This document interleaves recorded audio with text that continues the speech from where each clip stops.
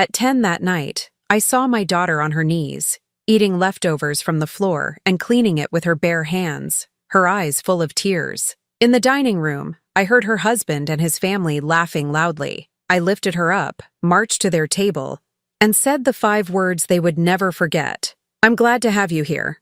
Follow my story until the end and comment the city you're watching from so I can see how far my story has reached." I never thought I'd see my own daughter eating scraps off the floor like an animal. But there she was, my 32-year-old Fallon, 7 months pregnant with my first grandchild, on her hands and knees in that cold kitchen, picking up pieces of food that had been deliberately scattered across the tiles. The image is burned into my memory forever.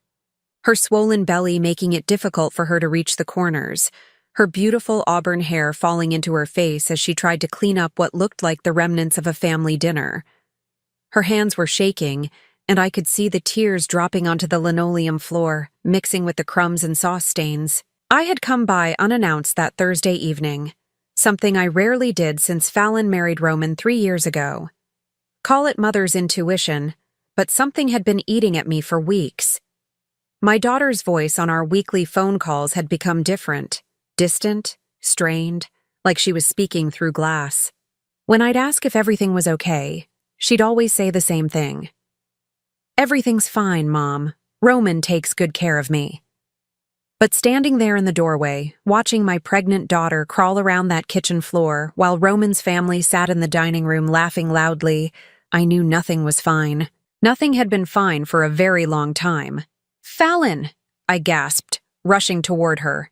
She looked up at me with those same green eyes I'd been looking into for 32 years, but now they were filled with a shame so deep it made my chest ache. "Mom," she whispered, trying to stand up quickly. "I didn't know you were coming.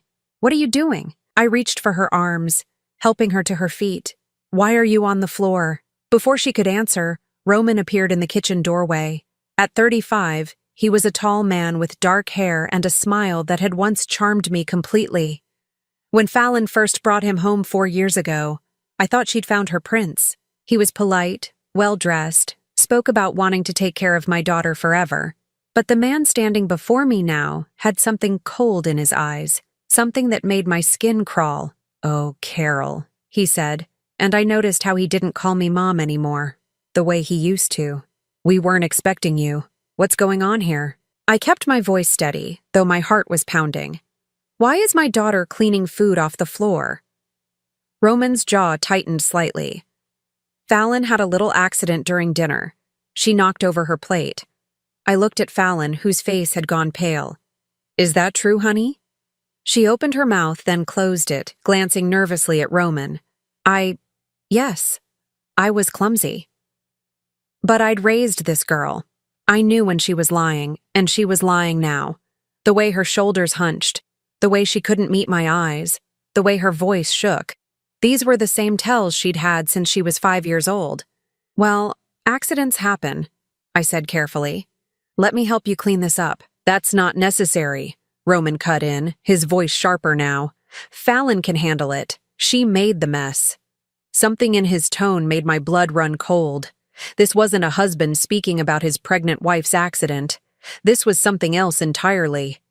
From the dining room, I could hear Roman's mother, Patricia, and his sister, Jennifer, still chatting and laughing. The contrast was jarring. My daughter on her knees in the kitchen while they enjoyed their evening as if nothing was happening just 20 feet away. "Fallon," I said firmly, "you shouldn't be on the floor in your condition. Let me get some paper towels." As I moved toward the counter, Roman stepped into my path. "Carol, I appreciate your concern, but this is our house. Fallon knows what she needs to do." The way he said it sent chills down my spine. Our house. Not their house, not the house they shared as husband and wife, but his house where she needed to know her place. I looked past him to Fallon, who was now standing against the sink, her hands protectively cradling her belly. The sight of her like that, defensive, scared, in her own home, made something fierce wake up inside me. "Fallon," I said, ignoring Roman completely, "why don't you come sit down? You look tired." "She's fine," Roman answered for her. "Aren't you, honey?" Fallon nodded quickly, too quickly. I'm fine, Mom. Really, but she wasn't fine. Nothing about this was fine. My daughter, who used to fill every room with her laughter, who used to stand up to bullies in high school, who used to argue with me about everything from politics to what to wear to church, was now standing in her own kitchen looking like a frightened animal. Maybe I should go, I said, though every instinct told me to stay, to plant myself between my daughter and whatever was happening here. That's probably best, Roman agreed, and I caught the satisfaction in his voice. Fallon needs her rest. As I gathered my purse, I noticed something that made my stomach turn. There were muddy footprints on the kitchen floor, like someone had deliberately tracked dirt through the house. And there, in the corner near where Fallon had been kneeling, I saw what looked like the remains of an entire dinner plate. Not just spilled food, but broken ceramic scattered under the table. Fallon, I said quietly, trying one more time. Call me tomorrow? She glanced at Roman before nodding. Sure, Mom. But as I walked to my car, I knew she wouldn't call. And for the first time since my husband died 2 years ago, I felt completely helpless. Whatever was happening in that house, whatever hold Roman had over my daughter, it was stronger than anything I understood. Driving home through the darkened suburbs, I couldn't shake the image of Fallon on that kitchen floor. My hands gripped the steering wheel so tightly my knuckles were white, and I realized I was crying without even knowing when it had started. I had lost my husband to cancer. I couldn't lose my daughter to whatever this was, but as I pulled into my empty driveway, I had no idea how to fight an enemy I couldn't even name. Something was terribly wrong in my daughter's marriage, and tomorrow, I was going to find out exactly what that something was. Fallon didn't call the next day, or the day after that. By Sunday, I was sitting in my kitchen staring at my phone, my coffee growing cold as I wrestled with a decision that felt impossible. Should I call her? Should I drive over there? Or should I respect what Roman had clearly established as boundaries around my daughter's life? The answer came Tuesday afternoon when I was grocery shopping at the market where Fallon and I used to go together every week before she married Roman. I was reaching for apples when I heard a familiar laugh from the next aisle.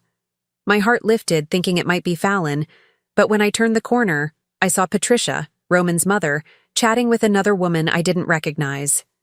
She's always been dramatic, Patricia was saying. Roman tries so hard to help her, but she just doesn't listen. Some women just aren't meant to be wives, you know? They need constant guidance. I froze behind a display of oranges, realizing they were talking about my daughter. It must be difficult for Roman, the other woman responded sympathetically. Dealing with someone so challenging, Patricia sighed dramatically. He's a saint, really. Putting up with her moods, her clumsiness, and now with the baby coming, she's gotten even worse. Last week she threw a complete tantrum because he asked her to clean up after herself. Can you imagine? My hands clenched around my shopping cart handle. A tantrum? Fallon had never thrown a tantrum in her life, not even as a toddler. She was the most level-headed person I knew, methodical and careful about everything she did. Well, the other woman said, at least Roman has family support. That makes all the difference. Oh yes, Patricia continued. We do our best to help him manage the situation.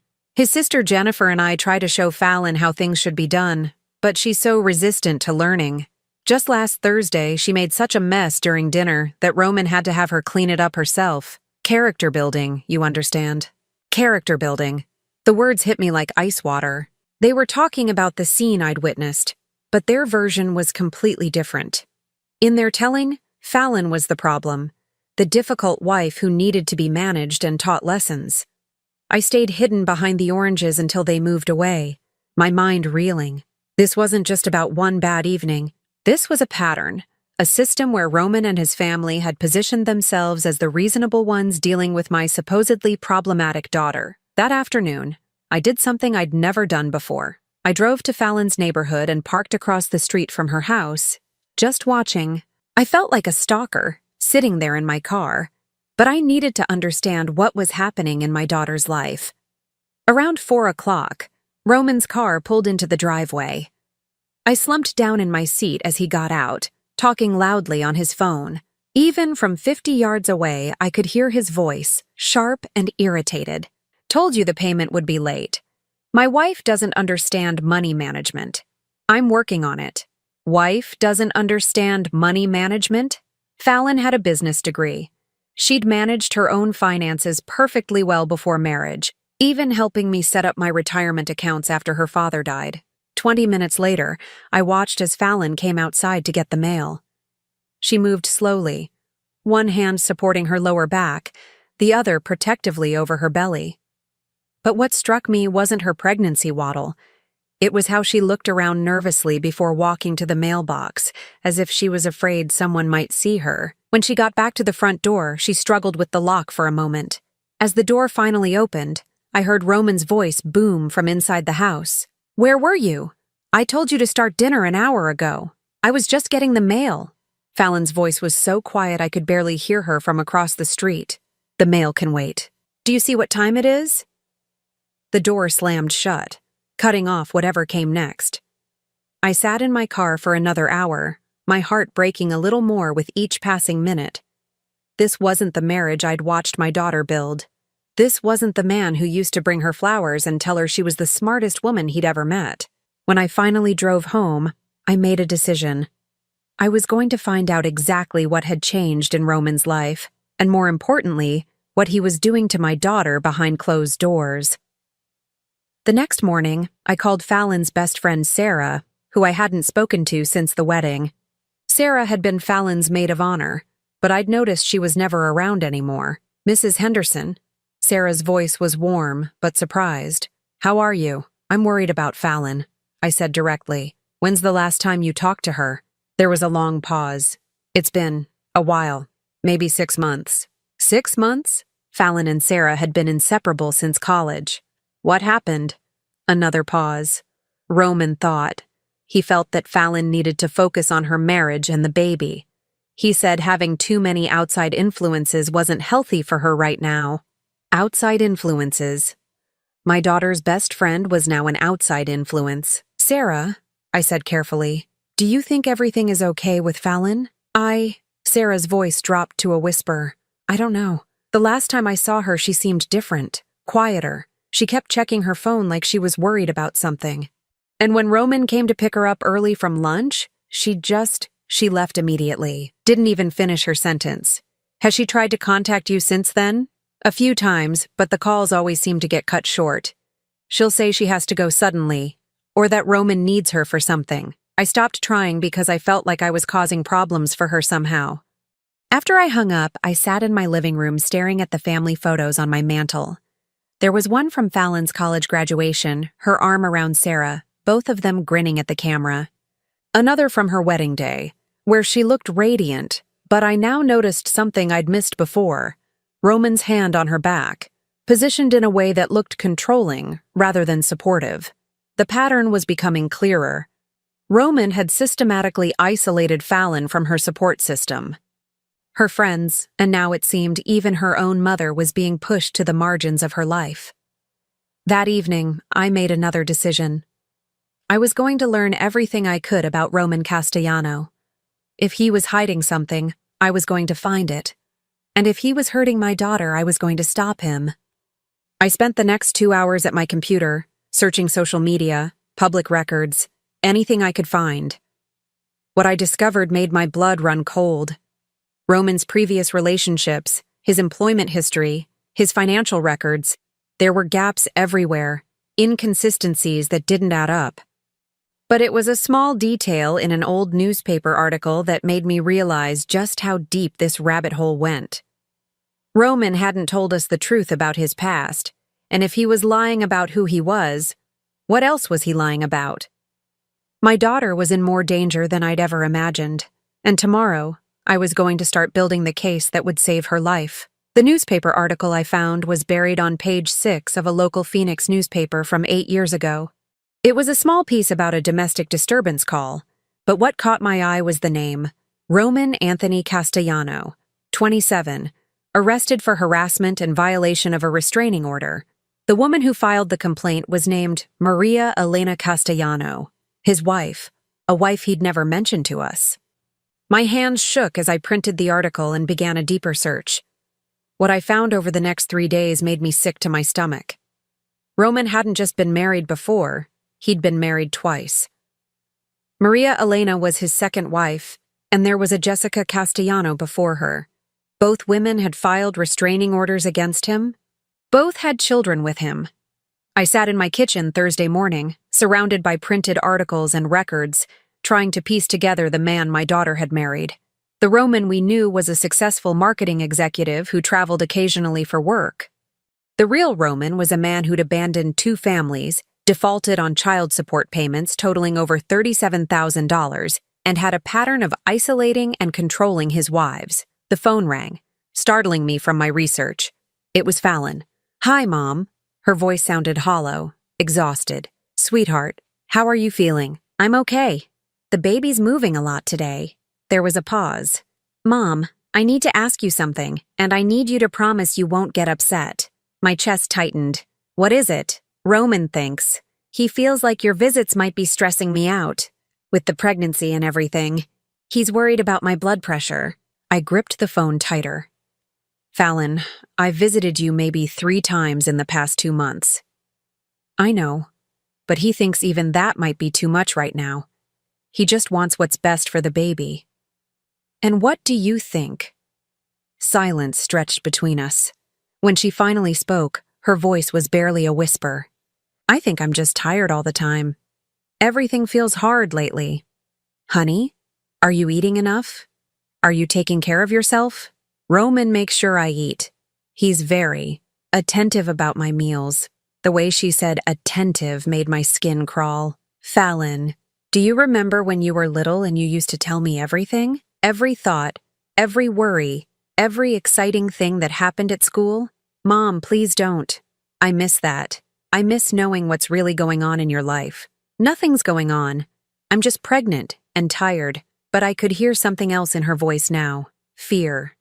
She was afraid to talk to me, afraid of what might happen if she said too much.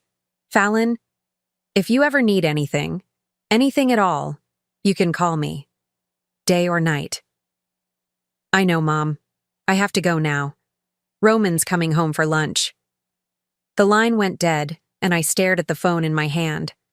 My daughter was scared in her own home, and the man she was scared of was the father of her unborn child. That afternoon, I made a decision that would change everything. I hired a private investigator. Daniel Marcus was recommended by my lawyer, a quiet man in his 50s who specialized in domestic situations. When I showed him what I'd found about Roman, his expression grew increasingly grim. "Mrs. Henderson," he said, spreading the documents across his desk, "your son-in-law fits a very specific pattern. Men like this don't change. They just find new victims. Can you find his other families?" "I can try, but I need to warn you. What we might discover could be worse than what you already know. I need to know everything.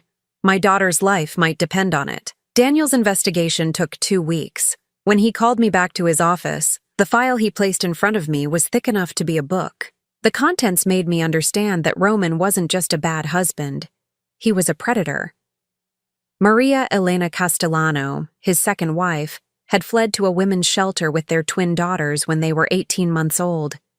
She'd documented months of psychological abuse, financial control, and escalating threats. Roman had convinced her that she was mentally unstable, that she couldn't take care of their children properly, that she owed him everything because he'd saved her from her pathetic family. The parallels to Fallon's situation were terrifying. Jessica Castellano, his first wife, had been even younger when they married, just 21. Roman had isolated her from her family completely, moved her across the country, and convinced her that she was worthless without him. When she finally left, she'd been so broken down that it took her 3 years to rebuild her life. Both women mentioned the same pattern, Daniel explained. He would start with small criticisms, then escalate to public humiliation. He controlled their money, their social connections, their daily routines, and both women said he became particularly cruel during their pregnancies. My blood ran cold. "What do you mean?" "Pregnant women are more vulnerable, more dependent. Men like Roman see pregnancy as an opportunity to increase their control. The victims feel trapped. They have nowhere to go, no resources, and they're carrying his child." I thought about Fallon on that kitchen floor, 7 months pregnant and cleaning up food with her bare hands while Roman's family laughed in the next room. The timing wasn't coincidental. "There's something else," Daniel continued, pulling out another set of documents. "Roman's been accessing your daughter's bank accounts. Over the past year, he's moved approximately $43,000 from her savings into accounts she's not aware of." "What accounts?" "Investment accounts in his name only. He's also taken out a line of credit against their house without her knowledge." I felt dizzy. Is that legal? If she signed the paperwork, yes. But based on the pattern we're seeing, I doubt she understood what she was signing. The room seemed to spin around me. Roman wasn't just emotionally abusing my daughter. He was stealing from her, positioning himself to take everything she had while she was too broken down to fight back. "Mr. Marcus?" I said, my voice stronger than I felt. "What would you do if this was your daughter?" He leaned back in his chair, studying my face. "I'd get her away from him, but I'd do it very carefully. Men like Roman don't let go easily, and they become most dangerous when they feel their control slipping." That night, I sat in my living room with the investigation file spread across my coffee table, photos of bruises on Maria Elena's arms, medical records showing Jessica's stress-related health problems during her marriage, bank records showing how Roman had systematically drained both women's finances. And now he was doing it all again to my daughter. I picked up my phone and called Fallon. It went straight to voicemail. I tried again. Same result. The third time I called, Roman answered. "Carol, it's late. Fallon's sleeping. I need to talk to her. She needs her rest. The doctor says stress isn't good for the baby. Roman, I know about Phoenix." The silence on the other end of the line was deafening. When he finally spoke, his voice was cold and controlled. "I don't know what you think you know, but you're making a mistake interfering in my marriage." "Am I? Because from where I'm sitting, it looks like you've made this mistake twice before." I heard him take a sharp breath. "Stay away from my family, Carol. I'm warning you." "Or what?" "Or you'll lose your daughter forever. And believe me, I can make that happen." The line went dead, but his threat hung in the air like poison. He could make me lose Fallon forever, but the truth was, I was already losing her. The question now was whether I could save her before it was too late. Tomorrow, I was going to find out just how far Roman was willing to go to protect his secrets, and I was going to discover that the real horror wasn't what he'd done to his other wives. It was what he was planning to do to mine. The next morning brought a call that made my blood freeze. It was Fallon, and she was crying so hard I could barely understand her words. "Mom, I need you to come. Please. Roman left for work and I found something. I was in my car within 5 minutes, my heart pounding as I drove through the morning traffic. When I arrived at Fallon's house, she opened the door before I could knock. Her face was puffy from crying, her hair disheveled, and she was wearing the same clothes I'd seen her in 3 days ago. "Honey, what happened?" She led me into the living room, her hands shaking as she pointed to a pile of papers scattered across the coffee table. "I was looking for our insurance information because I have a doctor's appointment tomorrow, and I found these hidden in Roman's desk." I picked up the first document and felt my stomach drop. It was a life insurance policy on Fallon, taken out 6 months ago for $500,000. Roman was the sole beneficiary. The second document was even worse. A will that Fallon had apparently signed, leaving everything to Roman in the event of her death. But I knew my daughter's signature, and this looked wrong somehow. "Fallon, do you remember signing this will?" She shook her head, wiping her nose with a tissue. "Roman said it was just routine paperwork for the baby, insurance forms and emergency medical documents. He said all pregnant women needed to update their information." "And you signed without reading?" "He said it was all standard language. Too complicated for me to understand anyway. He's always handled our finances because he says I'm not good with numbers." She looked up at me with tears streaming down her face. "Mom, why would he take out life insurance on me without telling me?" I sat down beside her, my mind racing. This wasn't just financial abuse. This was something much darker. Roman was positioning himself to benefit from Fallon's death, and he'd manipulated her into signing away her rights without her knowledge. "Fallon," I need to tell you something about Roman's past. But first, I need you to promise me you'll listen with an open mind. Over the next hour, I showed her everything Daniel had found. The previous wives, the restraining orders, the abandoned children, the pattern of escalating abuse. With each document, I watched my daughter's face change from confusion to disbelief to horror. "This can't be right," she whispered, staring at a photo of Maria Elena's bruised arms. "Roman would never hurt anyone. He's particular about things. He wants everything to be perfect. Honey, look at what happened to you Thursday night. Is making you eat off the floor Roman being particular? Or is it something else?" Fallon's hand went to her throat unconsciously. "I was clumsy. I knocked over my plate because I'm so big and awkward now." "Fallon, you've never been clumsy a day in your life. You played violin for 15 years. You used to do calligraphy as a hobby. You don't just suddenly become clumsy." She stared at the documents spread across the table, her breathing becoming shallow. "He says the pregnancy has made me scattered, that I need more structure, more guidance. Is that what you believe?" For a long moment, she didn't answer. Then she looked at me with eyes that seemed to see clearly for the first time in months. "Mom, I don't remember the last time I made a decision by myself. Roman chooses what I eat, what I wear, who I can talk to. He says it's because he loves me, because he wants to take care of me." "And how does that make you feel?" "Tired," she whispered. "So tired. Like I'm disappearing." That's when she told me about the bank accounts. "He moved me off all our joint accounts 3 months ago," she said, her voice growing stronger as she spoke. "He said it was temporary, just to protect our money while he was dealing with some work issues. He gives me an allowance for groceries and doctor visits, but I have to show him receipts for everything."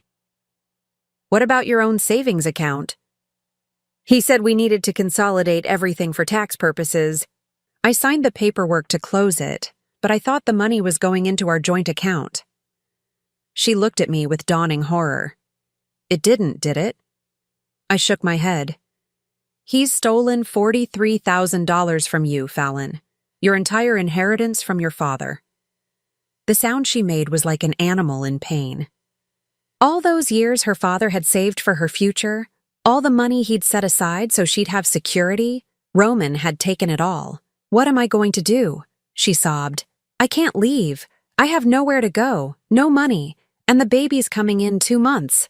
You're coming home with me, right now." "I can't. Roman will be furious. He'll say I'm being hysterical, that pregnancy hormones are making me irrational." "Fallon, listen to me." I took her hands in mine. "Roman's other wives both mentioned the same thing. He became most dangerous when they tried to leave. We need to be smart about this." Over the next 2 hours, we developed a plan. Fallon would pretend everything was normal while I gathered more evidence. Daniel Marcus was already tracing Roman's hidden assets, and we needed to document everything before making our move. "There's something else," I told her as we finished going through the documents. "I'm not just your mother in this fight. I'm also a witness to what he's doing to you." "What do you mean?" "I mean that when we expose Roman, it won't just be your word against his. It'll be documented evidence from a private investigator, testimony from his previous victims, and financial records that prove he's been stealing from you." Fallon wiped her eyes, and for the first time in months, I saw a spark of the strong woman I'd raised. "What do I need to do?" "First, we're going to slowly move your important documents out of the house. Birth certificate, social security card, medical records, anything you'll need. Second, you're going to start keeping a journal of everything Roman does and says. Every criticism, every restriction, every time he controls your behavior. And then we're going to wait for the right moment to show him exactly who he's been messing with." As I drove home that afternoon, I felt something I hadn't experienced since my husband's death. Purpose. Roman thought he was dealing with a lonely old woman who would eventually give up and go away. He had no idea that he'd just declared war on a mother whose daughter was in danger. That evening, I made 2 phone calls. The first was to my lawyer, asking him to research options for protecting Fallon's remaining assets. The second was to Daniel Marcus. "I need you to find out everything about Roman's current financial situation. I told him. If he's stealing from my daughter, I want to know where that money is going. What are you thinking? I'm thinking that if Roman is following the same pattern as before, he's not just planning to control Fallon forever. Men like him always have an exit strategy. I want to know what his is. What Daniel found over the next week would reveal that Roman's plan was more sinister than any of us had imagined. He wasn't just stealing Fallon's money, he was preparing to disappear with it, leaving her with nothing but debt and a newborn baby. But Roman had made one crucial mistake. He'd underestimated the lengths a mother would go to protect her child, and by the time he realized his error, it would be far too late to save himself. The war for my daughter's life was just beginning, and I intended to win it. The moment of reckoning came on a cold Saturday evening in November, exactly 2 weeks before Fallon's due date. Daniel Marcus had called that morning with news that made my hands shake as I held the phone. "Mrs. Henderson, you need to see this immediately. Roman's planning to leave town." I met Daniel at his office within the hour. The evidence spread across his desk painted a picture so horrifying that I had to sit down to process it all. "He's been liquidating assets for the past month," Daniel explained, pointing to bank statements and transfer records. "The $43,000 from your daughter's account was just the beginning. He's also borrowed against their house, cashed in his retirement accounts, and taken out 3 credit cards in Fallon's name. How much total? Over $120,000. And here's the worst part. He's been in contact with someone named Elena Rodriguez in Miami. We traced the phone records. She's pregnant too, Mrs. Henderson. 7 months along. The room seemed to tilt around me. He's doing this to another woman? It appears he's been seeing her for almost a year. She thinks he's divorced. He's told her the same stories he told your daughter, that he's successful, stable, ready to start a family." I stared at the photographs Daniel had taken. Roman with a young Hispanic woman, his hand protectively over her swollen belly, the same pose I'd seen him strike with Fallon countless times. The same predatory smile, the same calculated charm. There's more. He's booked a flight to Miami for next Tuesday. One way. What about Fallon? What about the baby? Daniel's expression was grim. Based on the pattern with his previous wives, I believe he's planning to abandon them. But given the life insurance policy and the will he had her sign, I'm concerned it might be worse than abandonment. The words hung in the air like a death sentence. Roman wasn't just planning to steal from my daughter and disappear. He was positioning himself to collect $500,000 if something happened to her during childbirth. We have to warn her. Today. Mrs. Henderson, there's something else. He's been researching home birth midwives, women who operate without hospital oversight, who don't always follow safety protocols. My blood went cold. He wants her to give birth at home? He's been telling Fallon that hospital births are dangerous, that she'd be safer at home with a midwife he's personally vetted. He's even convinced her to stop seeing her regular obstetrician. I felt sick. Every piece of the puzzle was falling into place, creating a picture of calculated murder disguised as tragic childbirth complications. Roman would get his insurance money, his freedom, and a clean slate to start over with Elena in Miami. I'm going to Fallon's house right now. Mrs. Henderson, be careful. If Roman suspects you know about his plans, he might accelerate his timeline. I drove to Fallon's house with my heart pounding and Daniel's evidence folder on the passenger seat. When I arrived, I saw Roman's car in the driveway and almost lost my nerve. But the image of my daughter giving birth under the care of some unlicensed midwife while Roman waited for her to die gave me the strength I needed. Fallon answered the door, looking exhausted and pale. Her belly was enormous now, and she moved carefully, one hand supporting her back. "Mom, what are you doing here? Roman said you weren't supposed to visit anymore. Where is he?" "Upstairs packing. He has another business trip next week." She paused, her brow furrowing. "Actually, he's been traveling a lot lately. Sometimes I wonder what kind of marketing requires so much travel." "Fallon, I need you to sit down. What I'm about to tell you is going to be shocking, but I need you to stay calm for the baby's sake." Over the next 20 minutes, I showed her everything. The evidence of Elena Rodriguez, the flight confirmation to Miami, the research about unlicensed midwives, the pattern of abandonment and financial theft that Roman had perfected with his previous wives. Fallon stared at the photographs of Roman with Elena, her face cycling through disbelief, hurt, and finally, a cold rage I'd never seen before. "He told me Elena was his cousin," she said quietly. "Said she was going through a difficult pregnancy and he was helping support her family. Fallon, you need to pack a bag right now. You're coming home with me tonight." "I can't. The baby could come any day now, and I don't have anywhere else lined up for the birth." "You're going to have this baby in a hospital, with real doctors, where you and the baby will be safe." That's when we heard footsteps on the stairs. Roman appeared in the living room doorway, and the moment he saw the papers spread across the coffee table, his entire demeanor changed. The charming mask he usually wore slipped away, replaced by something cold and predatory. "What's this?" His voice was deceptively calm. "The truth," I said, standing up to face him, "about Elena Rodriguez, about your flight to Miami, about your plans to steal my daughter's life insurance money." Roman's jaw tightened, but he kept his voice level. "Fallon, your mother is having another one of her episodes. These are clearly fabricated documents." "Episodes?" I laughed bitterly. "Is that what you call it when someone discovers you're a bigamist and a potential murderer?" "Mom," Fallon said quietly, and I turned to see her holding the photograph of Roman with Elena. "This woman is definitely pregnant, and look at the date stamp. This was taken last week." Roman's composure cracked slightly. "Fallon, sweetheart, you know you can't trust your mother's judgment. She's been unstable since your father died." But Fallon was studying the flight confirmation now, her expression hardening with each detail she absorbed. "Your flight is for Tuesday morning, the day after my due date. It's a business trip. I told you about it." "No," Fallon said, standing up slowly, her hand protectively over her belly. "You told me you'd be here for the birth. You promised you wouldn't travel until after the baby came." Roman took a step toward her, and I instinctively moved between them. "Fallon, you're getting worked up over nothing. Think about the baby."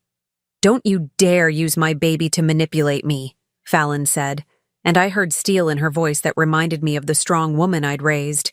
"I want you to explain why you have a one-way ticket to Miami. I want you to explain who Elena Rodriguez is and why you're touching her pregnant belly in this photograph." Roman's mask slipped completely then, his face twisted into something ugly and mean. "You really want the truth? Fine. Elena is everything you're not. She's grateful, supportive, and she doesn't question every decision I make. She appreciates what I do for her instead of constantly complaining like some ungrateful." He caught himself, but it was too late. Fallon had heard enough. "Get out," she said quietly. "This is my house. Get out." This time her voice carried through the entire house, strong and clear and absolutely final. Roman looked between us, calculating his options. Finally, he smiled that cold, predatory smile that made my skin crawl. "Fine, but understand this, Fallon. Without me, you have nothing. No money, no home, no way to take care of that baby. You'll come crawling back within a week, begging me to forgive you." "Never," Fallon said. "I would rather raise this baby in a cardboard box than spend another day with you." Roman's face darkened. "We'll see about that." He grabbed his suitcase from the stairs and headed toward the door, then turned back one last time. "By the way, sweetheart, check your credit report. You might be surprised what you find." The door slammed behind him, leaving Fallon and me alone in the sudden silence. Fallon sank down onto the couch, her hands trembling as she cradled her belly. "Mom," she whispered, "what have I done? He's right. I don't have anything. No job, no money, nowhere to go. You have me," I said, sitting down beside her. "And you have something Roman never had. People who actually love you. But the baby will be born healthy in a real hospital, surrounded by people who want nothing but the best for both of you." As we sat there together, I felt my daughter's strength returning, like a flower turning toward the sun after a long winter. Roman had underestimated the power of a mother's love, and he was about to learn exactly how much that mistake would cost him. But first, we had to make sure he couldn't hurt anyone else, and I knew exactly how we were going to do it. 3 months later, I was holding my granddaughter Sophie in the nursery of my home, watching her tiny fingers wrap around mine while Fallon slept peacefully in the next room. It had been the longest 3 months of my life, but also the most rewarding. The first thing we'd done after Roman left was contact Elena Rodriguez in Miami.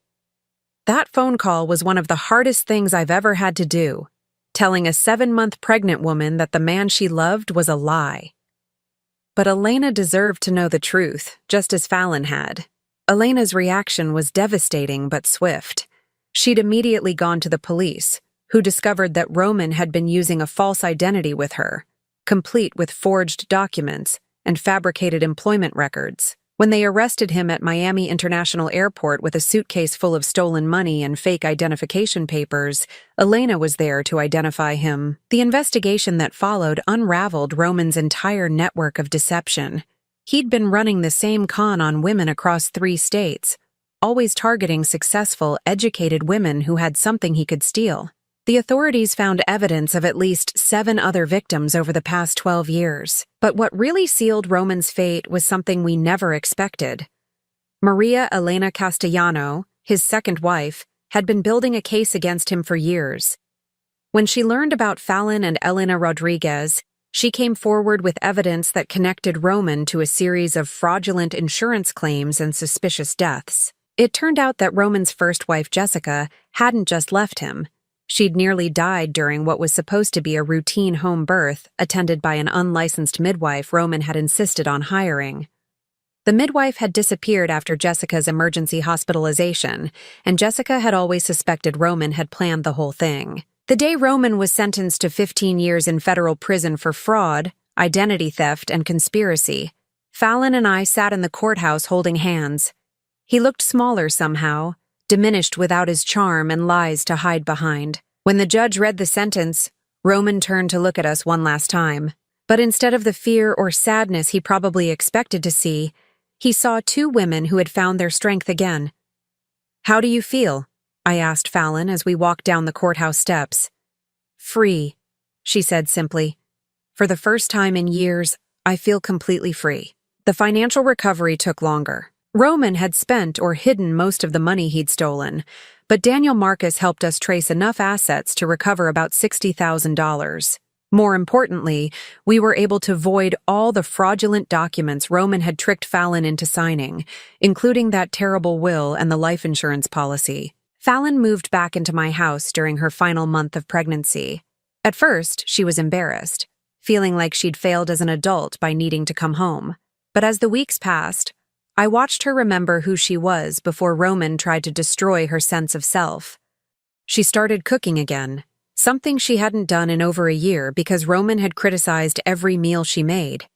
She called her friend Sarah, and they cried together for 3 hours before making plans to have lunch twice a week. She even started playing piano again, filling the house with music for the first time since my husband died. The night Fallon went into labor, she was sitting at the piano playing Chopin when her water broke. We laughed about it later. How different it was from the terrifying home birth Roman had planned. How surrounded by love and medical care she felt at the hospital. Sophie Elizabeth Henderson Castellano was born at 6:43 in the morning on December 15th, weighing 7 pounds and 11 ounces. When the nurse placed her in Fallon's arms for the first time, my daughter looked at me with tears streaming down her face. "She's beautiful, Mom. She's perfect." "Just like her mother," I said, and I meant it. The name question had been a source of stress for Fallon. She didn't want Sophie to carry Roman's name, but legally changing it seemed complicated and expensive. That's when I made a decision that surprised even me. What if we made it Henderson Castellano now, and when you're ready, we can just drop the Castellano part? Would you be okay with that? Having Sophie carry Dad's name? Your father would be honored. He always wanted grandchildren. So Sophie became Henderson Castellano, carrying forward the name of the grandfather she'd never meet, but whose love had protected her mother when she needed it most. The healing process wasn't instant or easy. Fallon still had moments of doubt, times when Roman's voice in her head told her she was worthless or incapable, but each day, she got a little stronger. She started taking online classes to update her business degree. She began therapy with a counselor who specialized in domestic abuse recovery. Most importantly, she started trusting her own judgment again. 6 months after Sophie was born, Fallon made a decision that both terrified and thrilled me. She wanted to move out and get her own apartment. "Are you sure you're ready?" I asked, though I was proud of her for wanting to try. "I think so. I need to prove to myself that I can take care of Sophie on my own. Not because someone is forcing me to, but because I choose to." Now, we found her a small 2-bedroom apartment 15 minutes from my house, close enough for emergency babysitting, far enough for independence. The day she moved in, she called me that evening. "Mom," she said, and I could hear the smile in her voice. I put Sophie in her crib in her own room, and I made myself dinner, and I ate it while watching whatever I wanted on television. And you know what? What? I felt proud. For the first time in years, I felt proud of myself. That's when I knew she was going to be okay. A year later, Fallon was thriving. She'd gotten a part-time job with a marketing firm that let her work from home 3 days a week. Sophie was walking and babbling and filling our lives with joy. And I had discovered something I'd never expected, that being needed again, being part of my daughter's recovery and my granddaughter's life, had given me a purpose I didn't know I was missing. Elena Rodriguez had her baby too, a healthy boy she named Miguel. She moved back to her family in Texas, and she and Fallon stayed in touch, bonding over their shared experience and their children born just months apart. Sometimes they would video call and let the babies babble at each other through the screen. "Do you think they'll understand someday?" Fallon asked me one evening as we watched Sophie play with her blocks. "What we went through to keep them safe? They'll understand that they were wanted and loved and protected. That's all they need to know." But there was one more surprise waiting for us, one final gift from the investigation into Roman's crimes. A year and a half after his sentencing, Daniel Marcus called with unexpected news. The FBI's investigation had uncovered a hidden account Roman had been using to funnel money from his various schemes. After the victims were compensated for their losses, there was still money left over, money that legally belonged to Fallon as his wife at the time it was stolen. "How much?" I asked. $237,000. When I told Fallon, she sat down heavily in her kitchen chair, staring at me in shock. "That's more than enough for Sophie's college fund," she whispered. "And maybe a down payment on a house. Or maybe some of it could go to helping other women like Elena," I suggested. "Women who are trying to rebuild their lives after men like Roman." Fallon's eyes lit up. "A fund. We could create a fund to help women escape abusive relationships, get legal help, find safe housing." And that's what we did. The Elena Rodriguez Foundation, named after the woman whose courage to come forward had helped bring Roman to justice, now helps dozens of women every year escape situations like the one Fallon had been trapped in. I look at my life now and marvel at how much has changed. My house, which had been so quiet and lonely after my husband's death, is now filled with the sounds of Sophie's laughter and Fallon's piano playing.